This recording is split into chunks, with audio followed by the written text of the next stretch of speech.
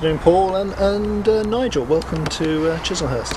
I'm Kevin, 2E0NIM, and this is the back plot with lots of shrubbery and lots of aerials and bits of wire and cable and bits of string all over the place. The main antenna is the good old trusty G5RV, which is shoehorned into the garden because the garden's not really long enough. It starts over there on the house, up to the chimney stack, and then down the garden to this pole at the bottom. That's 15 foot high. No, it's 20 foot high now. 10 foot if the council come round, and it comes back down here. So it's a bit of a compromise, but it works. That's the main thing. It gets me out.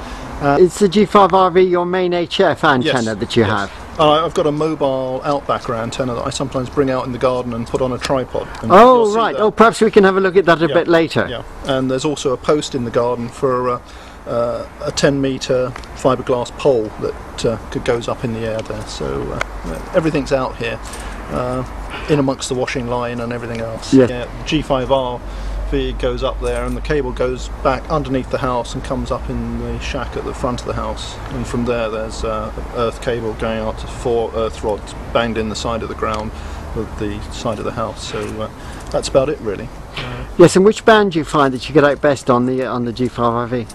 Around here it's 40. I like 40 best on this, and certainly on the higher bands it works okay. Yeah, certainly on 20 no problem, and even higher. But the little Outbacker mobile antenna actually knocks spots off it on 15 and 18. So yeah, a bit of a surprise that. And also on the house there's a 6LE Vagada beam. But yeah, so that's it really out here. Like a catwalk, yes. All right, Kevin. Tell us about your station that you've got here and what equipment you've got. Well, Paul, yeah, it's pretty modest, really. I treated myself once when I passed my M3 a couple of years ago to an IC7000, and got the old MFJ 949 tuner there to go with it for the RV. Also got a little MFJ matchmaker, which I find really good for tuning up wire antennae. Nothing else really. There's rotator there for the beam, and just SWR meters. Cheap and nasty power supply there that I got thrown in with the IC7000 when I bought it from an establishment down in Chertsey. And underneath the bench there's a backup battery for mobile portable use, and another power supply that oh, marvellous. Oh, good. And just a really old PC that has been on its last legs, which I keep meaning to replace, but while it keeps going I'll keep using it. So that's about it really. All the rest of the things in here are all either associated with radio, family history or railway, so that's about it. But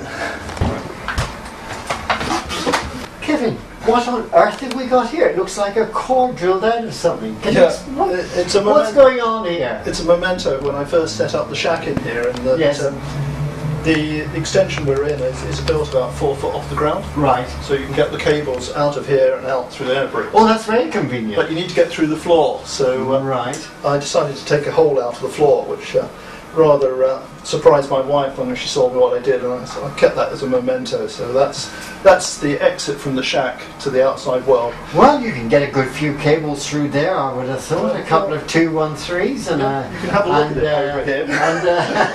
And some earth wires, I would have thought. So everything goes out. Everything goes out in the corner there, does it? Yeah, through a hole in the floor. So you got the 213, the earth cable, and the rotator cable. Oh. All going through that, and then out through an air brick on the side. That's fine. Well, you'll have to. That's I think I might need another one of these though, actually. So I'm going to put another one in at some stage. Yeah. Under the cover of darkness. Yeah, exactly. Well, you have to now tell us about the Outbacker antenna that you've got. Yeah. I'll set it up for you. Yes. Okay. Thank you. Okay. Paul, this is the latest acquisition to get me mobile or portable out of the car, but I've also found it works really well in the back garden, so this is how I use it in the back garden. You saw that post out in the garden. Yes, it did indeed, yes. It just connects into it out there, and it's a sort of helical vertical with taps on it for the band taps, so it goes from 80 down to 6 metre, and just alter the wander lead to the band and fine tune it by adjusting the whip at the top. Oh, fantastic. It works a treat, really. It's a couple of S points up on the G5 RV on sort of 18 and 20 and 15. Right. So yeah, it works a treat. Given the size of it, I was absolutely staggered, and with the amount of wire and other bits I've got in the garden, just to be able to stick this up. But it works. I use it on either on by the side of the car or out in the field somewhere with some quarter wave radios, and just sling them out and off you go. Excellent. And what sort of DX have you? What's your best DX on it? The best one is 3 Bravo 7 Charlie out in the Indian Ocean on 18 metres in the back garden, which staggered me when he came back and replied. I nearly fell off my chair. And how did you adapt the stand? This looks like a photographic stand. It is. It's just a standard tripod. The only thing I've done, I've added an extra earth lead to get into the aluminium legs through all this. This is a plastic head, some of these parts, so it's not continuous. But I mean, whether that helps or not. But the main thing is to have the radials coming out of here. So 4 radials or more if you feel. I guess. I've just done it with 4 quarter waves for the bands I've used, and it gets a bit tricky with the 80-metre ones. They're all over the garden. It's a bit like a spider's web out there if you all this wire. But it seems to work, and I have a lot of fun with it. So that's the main thing, I think. And never be surprised. So you've made up radio sets for it, have you? Yeah, they're all in here. This is my luggage. If I'm going out anywhere, I take a bundle of wire and just sling it out. Well, from Kevin, it's now time to go over to John, G4DOE, in St Paul's, Cray. Over to you, John.